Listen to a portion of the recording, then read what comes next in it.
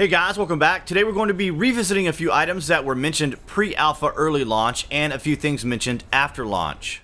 You'll be watching this primarily with alpha footage running in the background.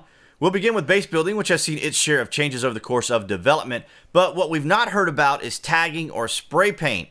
This was covered by Paul and Steve in an early stream. However, we've not heard much about it since. Granted, it's purely aesthetics, but as you can see, it's handy for identifying and distinguishing bases. Crafting lighting items was brought up a little later in the alpha. At this point, we're still able to learn that lighting recipe with a vehicle battery and off-road headlights, but we've not gotten any additional information concerning player-made lighting. On Friday, March the 25th, Radar X mentioned that base restrictions were placed in the latest update, so hopefully this will curb some of the grief building.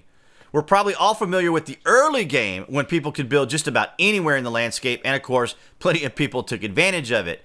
It's been mentioned that vehicle modifications would be in the game as well. We all know vehicles have been a topic of a lot of conversation since early launch, but with this still being alpha, vehicles are limited and would perhaps trivialize the land travel if they're made more readily available.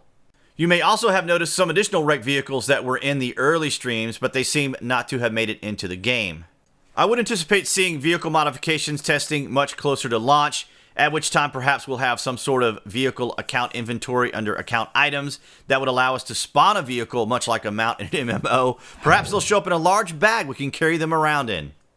Fishing was another aspect of the game that has not resurfaced lately. It's nice that we have farming and bee boxes to add a little flavor to our survival. However, this too may be something that doesn't garnish a lot of attention and may require a whole new set of animations that isn't particularly a priority.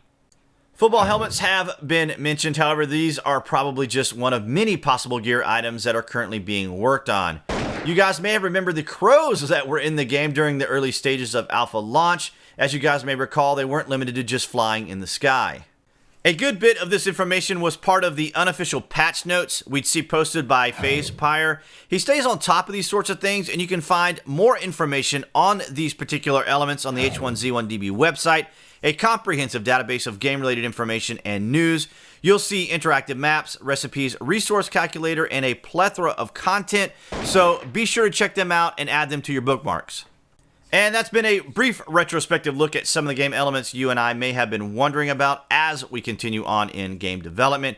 Be sure to share your thoughts and ideas in the comments section below. I welcome them.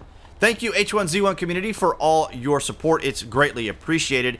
If you're new to my channel or a frequent visitor, consider subscribing so you'll have all the latest news and information from Daybreak.